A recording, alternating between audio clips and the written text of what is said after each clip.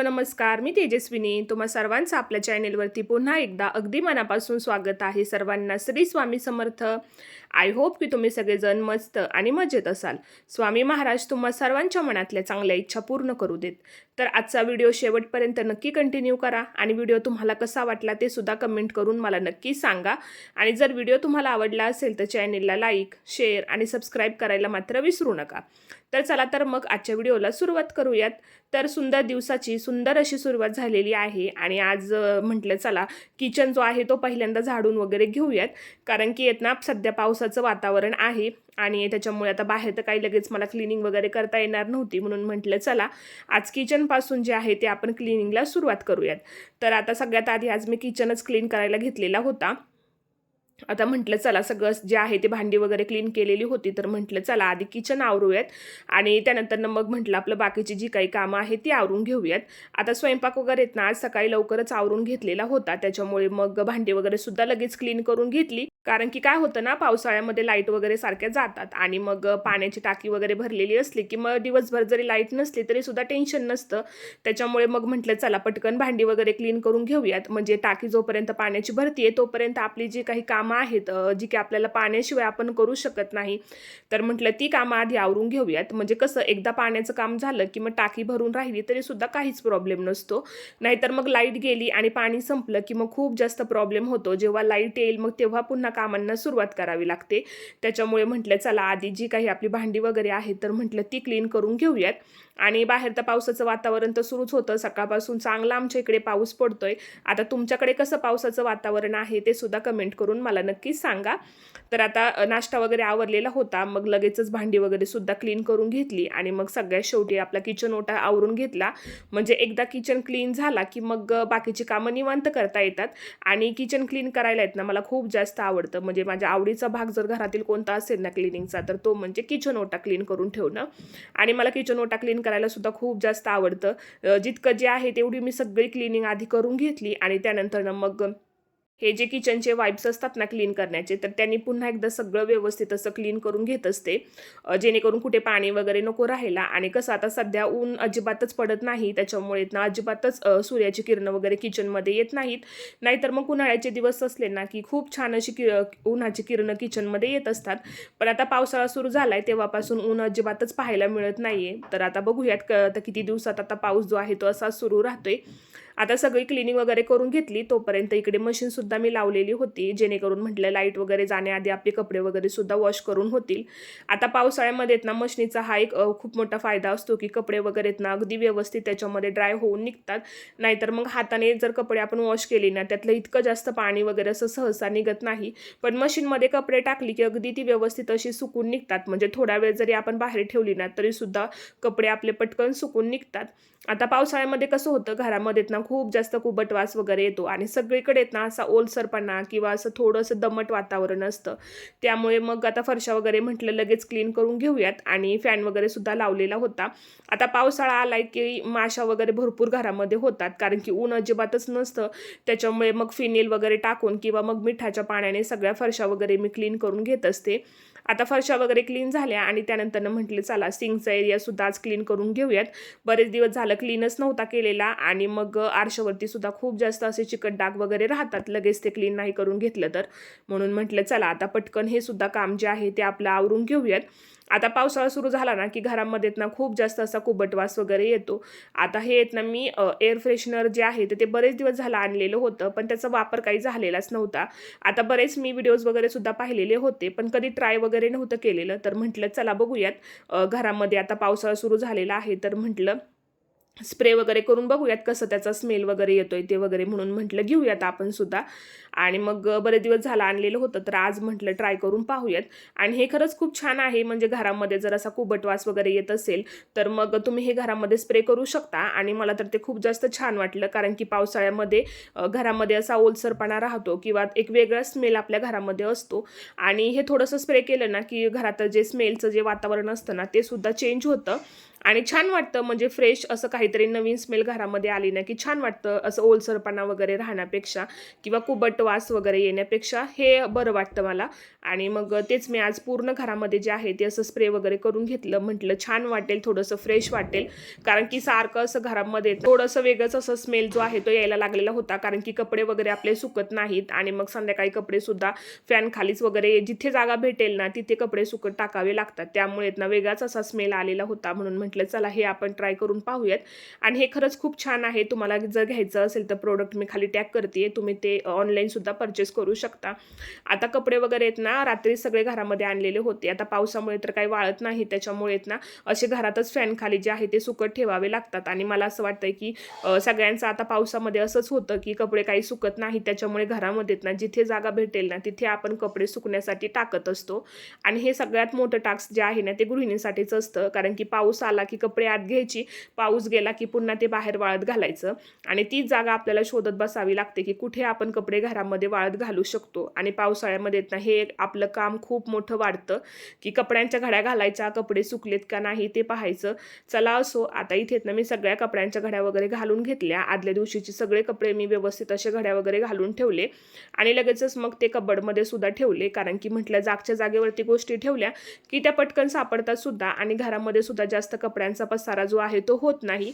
आता आधीच पावसामुळे ना खूप जास्त कपडे जे आहे ते घरामध्ये असतात. त्यामुळे म्हटलं जेवढे जे काही सुकलेले आहेत तेवढे म्हटले लगेच कपाटामध्ये ठेवून देवेत, जेणेकरून मग जास्त कपडे वगैरे घरामध्ये राहत नाहीत. आणि खूप जास्त असा कपड्यांचा पसारा पाहिला ना की खूप जास्त गोंधळायला होतं आणि असं वाटतं की खूप जास्त पसारा घरामध्ये होतोय. त्याच्यामुळे जेवढं आपल्याला आवरता येईल ना तेवढं आपण आवरून वगैरे घ्यायचं, जेणेकरून घर आपलं छान स्वच्छ असं टापटीप राहतं. आता इथे ना टेबलवरती थोडासा पसारा झालेला होता तर मग तो सुद्धा लगेच आवरून घेतला. आता इथे जास्त काही मी ठेवत नाही. जीविकाच्या ज्या काही रोजच्या वापरामध्ये येणाऱ्या ज्या काही गोष्टी असतात स्कूलच्या रिलेटेड तर त्या सगळ्या मी इथे ठेवत असते. आता तिची तब्येतसुद्धा 2-3 दिवस ठीक नव्हती. त्यामुळे मग तिला औषध वगैरे दिलं सकाळी आणि मग म्हटलं आता चला हे सगळं जे आहे ते आवरून घेऊयात. आता लक्षात आलं ना की लगेच काम आवरून घेतलं की बरं पडतं, नाहीतर मग ते तसंच राहिलं की मग ते राहून जातं. आता म्हटलं चला इथलं सगळं क्लिनिंग केलेलंच आहे तर मग म्हटलं या टेबलमधलं सुद्धा सगळं जे आहे ते आवरून घेऊयात.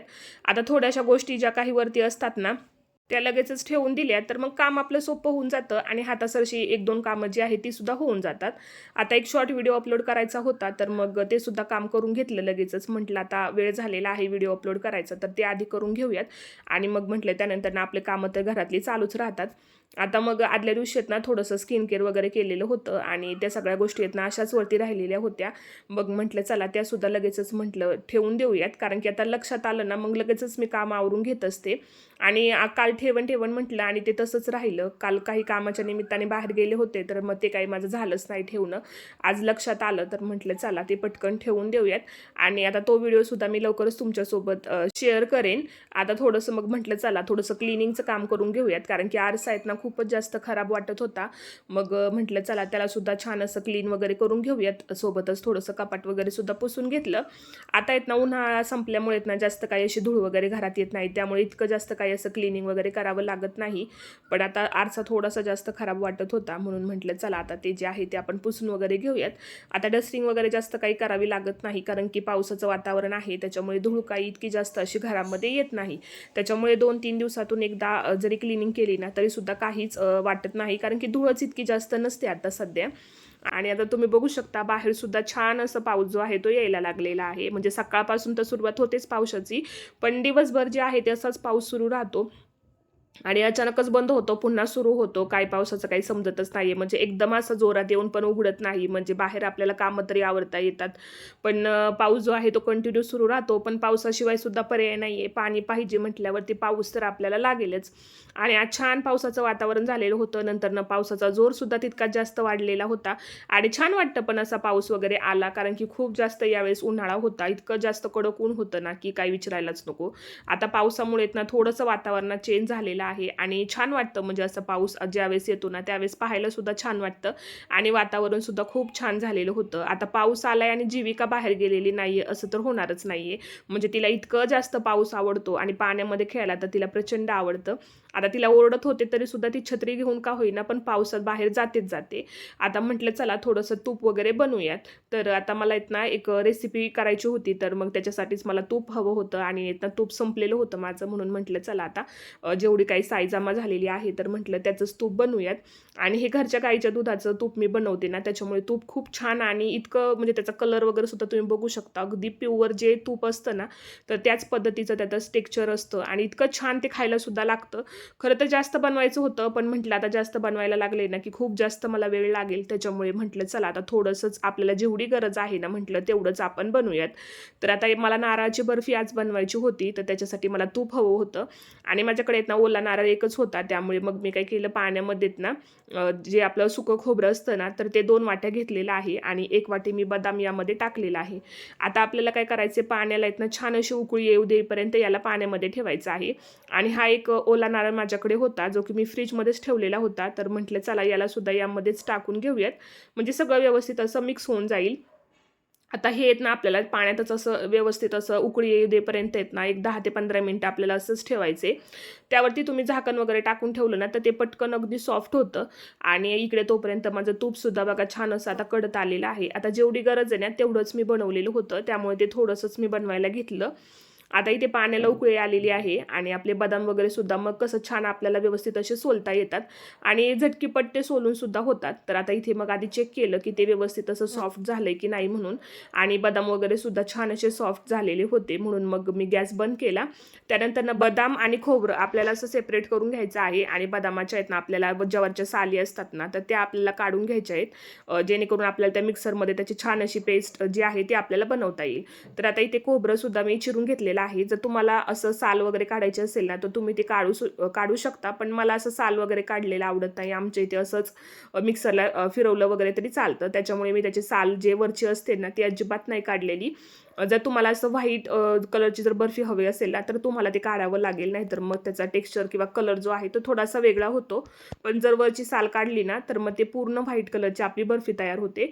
पण मी नाही काढत, त्याच्यामुळे मग मी ते तसंच ठेवलेलं होतं. आता तूप सध्या तरी गरमच होतं, तरीसुद्धा मग मी तसंच ते कढईमध्ये तूप जे आहे ते टाकलं. आणि त्यानंतर मग आता इथे जे आपण मिक्सरला खोबरं वगैरे बारीक केलेलं होतं किंवा बदाम, तर ते आपल्याला यामध्ये टाकायचं आहे आणि छान अशी याची बारीक जी पेस्ट आहे ना, ती करून घ्यायची. पाणी वगैरे अजिबात यामध्ये ॲड नाही करायचं.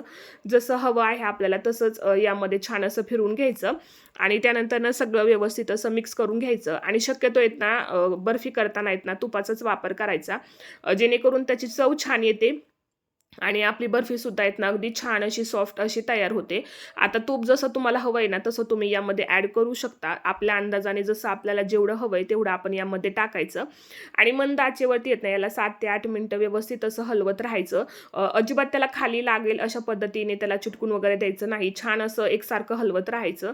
आता ही प्रोसेस करायला आपल्याला थोडासा जास्त वेळ लागतो आणि आपल्याला समोरच उभं राहून सगळ्या गोष्टी कराव्या लागतात. नाहीतर मग काय होतं, खोबरं जर खाली जर लागलं ना, तर मग ते पटकन जे आहे तर ते असं काळं वगैरे पडू शकतं किंवा करपू शकतं. त्यामुळे आपल्याला सतत ते हलवत राहावं लागतं. आता 7 ते 8 मिनिटं झाल्यानंतर त्याचा कलर थोडासा चेंज होतो. तर आता यामध्ये मी आपल्या चवीनुसार जे आहे ते साखर ॲड केलेली आहे. म्हणजे आता प्रत्येक ठिकाणी गोडाचं प्रमाण जे आहे ते थोडं वेगळं असतं. त्यामुळे तुम्ही तुमच्या चवीनुसार किंवा जसं तुम्हाला आवडते त्यानुसार तुम्ही यामध्ये साखर जी आहे ती ॲड करू शकता. आणि मी वरून थोडेसे 2-3 चमचे मी यामध्ये दूध सुद्धा ॲड केलेलं होतं, जेणेकरून ते सगळं व्यवस्थित असं एकजीव होईल. आता तुमच्याकडे दूध असेल तर तुम्ही दूध टाकू शकता. साई असेल दुधावरची तर ती सुद्धा तुम्ही यामध्ये ॲड करू शकता किंवा दोन्ही टाकलं तरी सुद्धा चालू शकतं. तुमच्याकडे जे अवेलेबल असेल ते तुम्ही यामध्ये टाकू शकता. आता हे यामध्ये टाकल्यानंतर पुन्हा आपल्याला हे सगळं व्यवस्थित असं एकजीव करून घ्यायचे आणि साखर विरघळेपर्यंत आपल्याला याला असं हलवत राहायचे, जेणेकरून साखर सगळी व्यवस्थित अशी मिक्स झाली की बर्फी आपली छान अशी सॉफ्ट बनते. जास्त कडक वगैरे सुद्धा बनत नाही, कारण की जर खोबरं जास्त कडक झालं ना, तर त्याचे जे लेयर्स असतात ना, तर ते पडत नाहीत आणि अगदीच एकदम खोबरं कच्चं राहिलं किंवा जास्त व्यवस्थित ते भाजलं नाही गेलं ना, तरी सुद्धा त्याच्या वड्या पडत नाहीत. त्यामुळे आपल्याला जर व्यवस्थित अशा त्याच्या वड्या वगैरे पाडून घ्यायच्या असतील ना, तर आपल्याला ते व्यवस्थित असं भाजून वगैरे घ्यावं लागतं आणि जास्त सुद्धा भाजावं लागत नाही. तर आता जोपर्यंत म्हटलं आपलं खोबरं भाजून होते तोपर्यंत इकडे मी बटर पेपर घेतलेला आहे, त्याच्यावरती थोडंसं तूप वगैरे लावून घेतलं. आता माझ्याकडे असं बॉक्स वगैरे सारखा किंवा मग असा चौकोनी आकाराचा काहीच डब्बा वगैरे नव्हता. त्याच्यामुळे मग मी ही चाळण घेतलेली आहे आणि त्यावरतीच मी थोडंसं बटर पेपरला तूप वगैरे लावून त्यानंतर त्यावरती थोडेसे पिस्ता वगैरे ॲड केलेले आहेत. आता माझ्याकडे होते म्हणून मी ॲड केले, तुमच्याकडे नसतील तरी सुद्धा काहीच हरकत नाही आहे. आता जे आपण मिश्रण गरम केलेलं होतं ना ते आपल्याला यावरती टाकायचं आहे आणि ते अगदी व्यवस्थित असं सगळीकडे स्प्रेड करून घ्यायचं. छान असं त्याला प्रेस करायचं जेणेकरून त्याचा शेप कट करताना येत ना अगदी व्यवस्थित असा येतो आणि छान असं त्याला प्रेस करत राहायचं सतत, जेणेकरून सगळ्या लेयर्स आपल्या व्यवस्थित राहतील. आणि जर तुम्हाला व्यवस्थित याच्या लेयर जर पाडून घ्यायच्या असतील ना तर योग्य प्रमाणामध्ये सगळं व्यवस्थित जर तुम्ही केलं ना तर त्याच्या छान अशा लेयर्स पडतात आणि बर्फीसुद्धा खूप जास्त टेस्टी लागते खायला. आणि मग आता सगळं जे आहे ते मिश्रण मी यावरती टाकलेलं आहे. छान असं याला प्रेस करून घेतलं. जर तुमच्याकडे काजू बदाम वगैरे जर ड्रायफ्रूट वगैरे असतील ना तर ते सुद्धा तुम्ही यावरती टाकू शकता. आता माझ्याकडे फक्त आहेत ना सध्या मी पिस्ताचा यामध्ये ॲड केलेला आहे, कारण की बदाम मी पहिल्यांदाच यामध्ये टाकलेले होते, त्यामुळे मग मी फक्त पिस्ताच यावरती टाकलेले आहेत. आता आहेत ना आपल्याला याला आहेत ना रात्रभर असंच ठेवायचं आहे, जेणेकरून ते व्यवस्थित असं थंडगार झाल्यानंतर ना त्याच्या छान अशी बर्फी जी आहे ती आपल्याला काढता येते. नाहीतर मग काय होतं, लगेच जर तुम्ही ते कट करायला घेतलं ना तर ते तितके काही व्यवस्थित असं बनत नाही. आता दुसऱ्या दिवशी आहेत ना मी 10 ते 11 नंतरनं हे मिश्रण जे आहे ते पाहिलं आणि याची एक लेअर जी आहे तर ती जीविकाला कट करून दिलेली होती आदल्या दिवशी, कारण की तिला काही दमच निघत नव्हता. तिचं चाललेलं होतं की मला टेस्ट करायची आहे, त्यामुळे मग एका साईडचं जे आहे तर ते तिने काढून घेतलेलं होतं. त्यामुळे तुम्हाला इकडचा आकार जो आहे तो तशा पद्धतीचा दिसत असेल बर्फीचा. तर आता तुम्ही बघू शकता आपली बर्फी छान अशी सेट झालेली आहे आणि कुठेही अजिबात म्हणजे ती तुटली वगैरे नाही आहे. फक्त जीविकासाठी मी थोडीशी साईडची तिने काढून घेतलेली होती, तर तेवढ्याच साईडचं जे आहे ते थोडंसं हे झालेलं आहे. पण ठीक आहे, बर्फी मात्र छान झाली होती टेस्टला. आणि मला असं वाटतं की आपण घरातल्या मेंबरसाठीच आवडीने गोष्टी या बनवत असतो, त्याच्यामुळे मग आधी तिला टेस्ट करायला दिली होती. ती गरमच होती पण तरीसुद्धा तिचं चाललेलं होतं की मला टेस्ट करायची म्हणून. आणि मग आता मी काय केलं, दुसऱ्या दिवशी सगळं व्यवस्थित असं त्याच्या लेयर्स वगैरे केल्या आणि खूप छान त्याच्या वड्या वगैरे पडलेल्या होत्या. म्हणजे इतकी छान लागत होती ना ती टेस्टला सुद्धा. आणि असं आपण कोणती रेसिपी ट्राय केली आणि ती छान झाली ना की खूप जास्त छान वाटतं. आता चाकूच्या मदतीने येत ना मी हे सगळं जे आहे ते अगदी व्यवस्थित असं कट करून घेतलं आणि त्याचे शेपसुद्धा खूप जास्त छान वाटत होते. आता म्हटलं चला सगळं जे आहे ते आपण व्यवस्थित असं काढून घेऊयात. आणि याला आहेत ना तुम्ही फ्रीजमध्ये सुद्धा स्टोअर वगैरे करू शकता. 7 ते 8 दिवस अजिबात ही बर्फी आपली खराब होत नाही. पण मला नाही वाटत की एवढ्या दिवस कोण तिला ठेवेल, कारण की चवीलाच इतकी जास्त छान होते ना. आणि तुम्ही बघू शकता आपल्या खोबऱ्याच्या बर्फीची वडीसुद्धा किती छान अशी पडलेली आहे आणि अगदी मस्त वाटत होती. असं वाटत होतं ना की आपण बाहेरूनच ती मागवली आहे की काय. आणि चवीला सुद्धा ती तितकीच जास्त छान आणि तितकीच टेस्टी लागत होती. आता तुम्ही बघू शकता अशा पद्धतीने येत ना मी छान अशा याच्या वड्या वगैरे पाडून घेतलेल्या आहेत आणि दिसताना सुद्धा त्या तितक्याच छान दिसतात. आणि याच्यामध्ये जर ड्रायफ्रूट वगैरे वरून टाकले ना तर मग त्याचा फ्लेवर अजूनच छान लागतो. आता एका प्लेटमध्ये ना मी या सगळ्या वड्या ज्या आहेत त्या काढून घेतल्या आणि म्हटलं एका डब्यामध्ये आपल्याला त्या व्यवस्थित अशा स्टोअर करता येतील म्हणून. आणि दिसताना सुद्धा त्या तितक्याच छान दिसत होत्या. आता तुम्ही बघू शकता इथे किती छान अशी आपली बर्फी दिसताना छान दिसते, असं वाटतं की आपण तिला बाहेरूनच ऑर्डर केलेली आहे. आणि तुम्ही सुद्धा आहेत ना तुमच्याकडे जर ओलं खोबरं वगैरे शिल्लक असेल किंवा नसेलही तरी सुद्धा तुम्ही सुक्या खोबऱ्याच्या खोबऱ्यापासून जी आहे ती ही बर्फी बनवू शकता.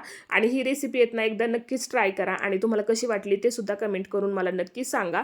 उद्या पुन्हा भेटूयात अशाच एका नवीन व्हिडिओसोबत. आजचा व्हिडिओ जर तुम्हाला आवडला असेल तर चॅनेलला सबस्क्राईब करा. तोपर्यंत सर्वांना श्री स्वामी समर्थ.